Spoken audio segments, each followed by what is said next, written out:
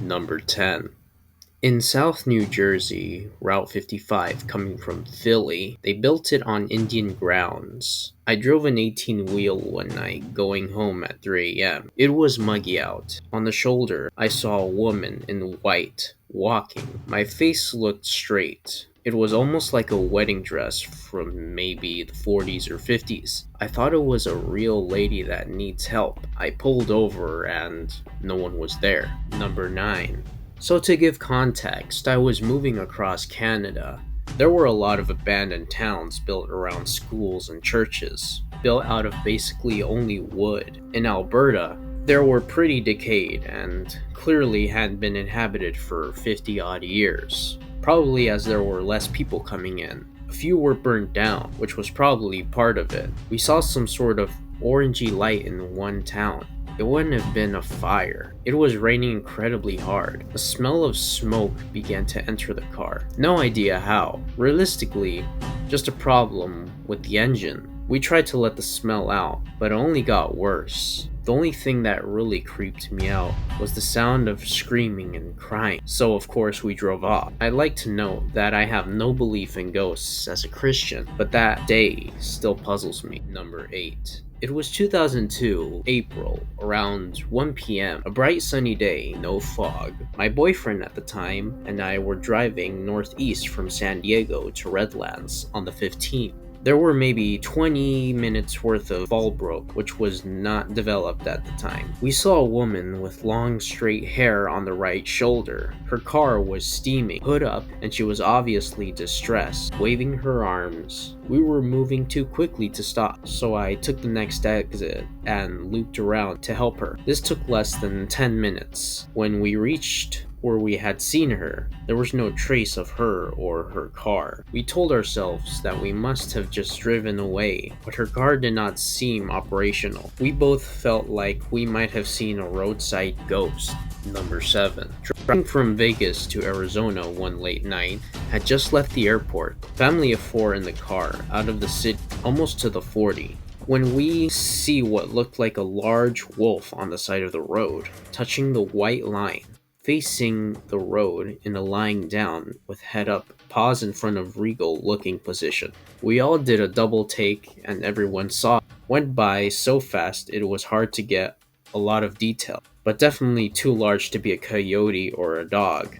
It was smiling at us. Number 6. It was after midnight. I was driving on one of those narrow country roads where the trees meet in the middle, creating a sort of tunnel of vegetation. My headlights barely lit up with the width of the road, much less reached into the right-of-ways. Suddenly up ahead, I saw light, gazy white material fluttering down from a tree onto the road. I slowed to a crawl, trying to figure out if it was an apparition, gaze, smoke, maybe fog.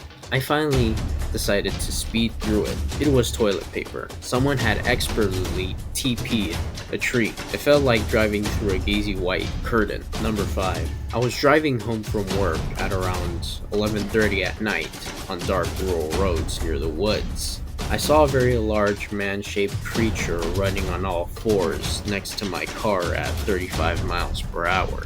I tried very hard not to look at it, but it was very thin and its skin was hanging off its skeletal body. I couldn't see its head because it was taller than my car, but it didn't seem to be struggling at all to keep pace with my car. Luckily, it ducked back into the trees before I turned on the road to come home.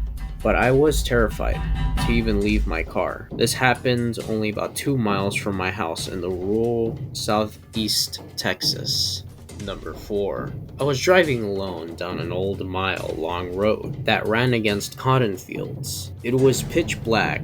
I couldn't figure out what the tiny red light at the very end of the road was, but I knew at the end of the road was a sudden curve. I finally got to it, realized it was the tail end of a car poking out, and that the light was still illuminated. I didn't see anybody. I was stop and drive looking at the scene. I almost rolled the window down until suddenly a hooded man rushed from the tree line, rocking his arms up and down, with no shoes on and wearing sunglasses. He grabbed at my passenger door handle and slapped at my windows. I just essentially pulled out of there quickly.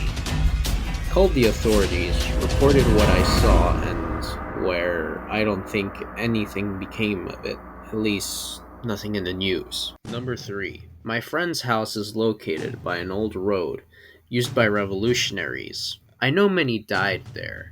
It used to be an old dirt road leading to a healer's house. I slept over one night many years ago. I awoke at about 3 a.m. due to an uncomfortable feeling. I saw a hand in front of my face. It retracted above my head after waving at. The problem is, my head was against the wall. It gives me chills remembering that experience. I remember my heart beating so fast as I lay in bed looking at that hand. It was a child's hand. There were no children living in that house. Number 2. Probably like 20 years ago, I would drive home from my boyfriend's house at around 3 in the morning during certain nights. I would frequently see a man dressed in all black and a black trench coat, as he looked like a damn vampire. It was weird how he walked as well.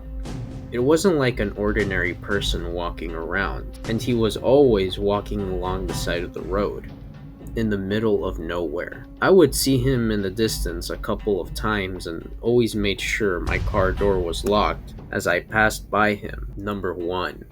I heard this from my cousin who works at the Hoover Dam as a technician for about a decade. News outlets do not want to report deaths here in case it becomes a magnet for those who want to commit suicides, similar to what happened to the Golden Gate Bridge.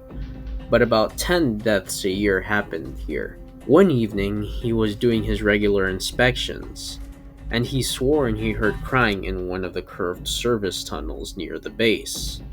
He walked over expecting to see a person there, and nothing. He found out a week later someone committed suicide 3 days before his shift, almost where he heard the crying. The person jumped from the top roadway and ended up just above the service tunnel. No need to say, there wasn't much left of the person.